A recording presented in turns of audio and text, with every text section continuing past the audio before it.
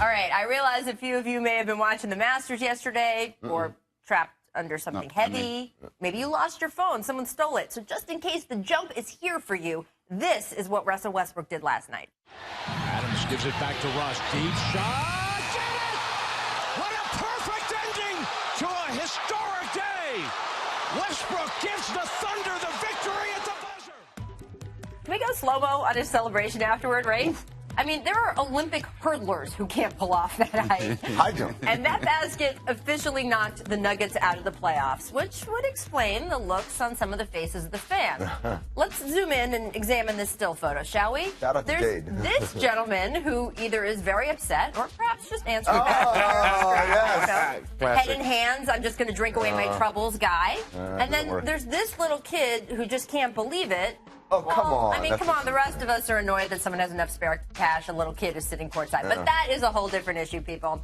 Now, Russ had already earned his 42nd triple-double of the season earlier in the night, which, of course, officially broke Oscar Robertson's record.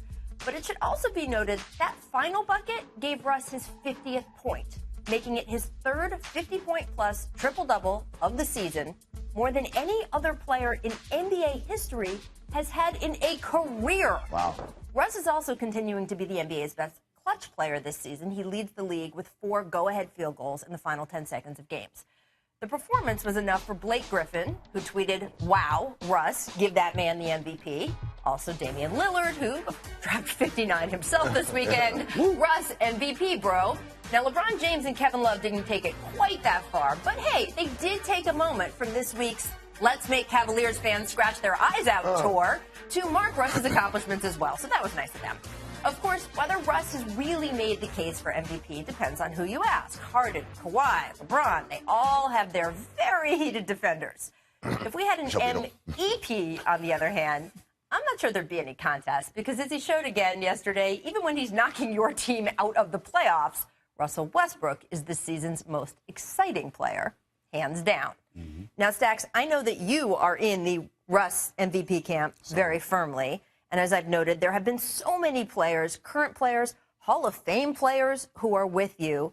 Now, players don't always have the best track record of voting for things. Right. We had the vote a couple years ago for MVP. We had the All-Star voting this year. The players did not show themselves in that respect. But why is it so important in this race that we listen to some players? Stump for your case. Well, as being a professional athlete myself, and watching so many basketball games, I've never seen a season so dominant by a player like this in my life. So, and I love the game. You know how much I love the game. So to see something that for the first time in my life that I've never seen done by a player, you have to give him his props. And I think every player in the league understands what he's doing. It's unbelievable, and you have to give props when props due. Yeah, I mean, the trouble is when you have the degree of difficulty of what he's doing. And it's not a one-game thing. So I always like to say this. If you come to me in October, someone might score 100 in a game or someone might average a triple-double this season. You got to put money on it. What would you put money on? I put 100 in a game because somebody can get hot for one night and have the night of their life. But to do this every single day, that's tough, especially when you consider they're winning in those games. It's not like, so I was at the game in Phoenix where he was trying to break the record. They were down big, and it was kind of ridiculous. That's not the norm, though. The norm is he gets it, and they win because he gets it. Should the fact that so many players are sort of this tidal wave, should voters who are not players, by the way, or media people, should they take that into account? Or, hey, players don't have the best track record, that's separate? No, I feel like people should vote how they feel they should vote. You should not be swayed by outside influences. I mean, Stephen Jackson's pretty convincing. He is, but only in a room. Like, if I'm not in the same room, I'm like, I'm voting whoever I want. Well, we do also have to talk about James Harden because it might not have been as flashy as what Russ was doing last night, but he was on fire yesterday, scoring or having assists on 72 points. I want you to let that sink in. That is insane. If you combine the points he's scored with points he's partly responsible for through assists, he's actually producing 59 points per game right now.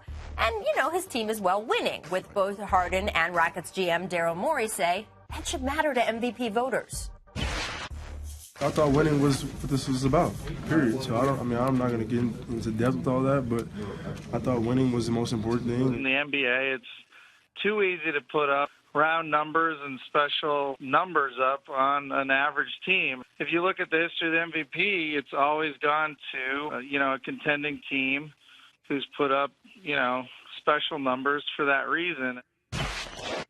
So, I mean, look, I might also throw in Kawhi Leonard's team has won 7 more games than Harden's Rockets team. I don't know how that falls into their equation, but is it right for James and for Daryl Morey to emphasize winning should matter more to MVP voters? It's okay. Everyone's going to make their case, right? So that's the strength of their case, is that, well, his numbers aren't quite like Russell's, but we're winning, so that matters more. And I don't have a problem with them saying that. I have a problem with what Daryl Morey tweeted yesterday. He said something along the lines of AAU basketball, the All-Star game. Yeah. I guess winning doesn't matter in basketball anymore. I don't like that. I really don't like that, because now what he's doing is he's cutting to the heart of what our game is about. And I don't like him bashing basketball to make his point.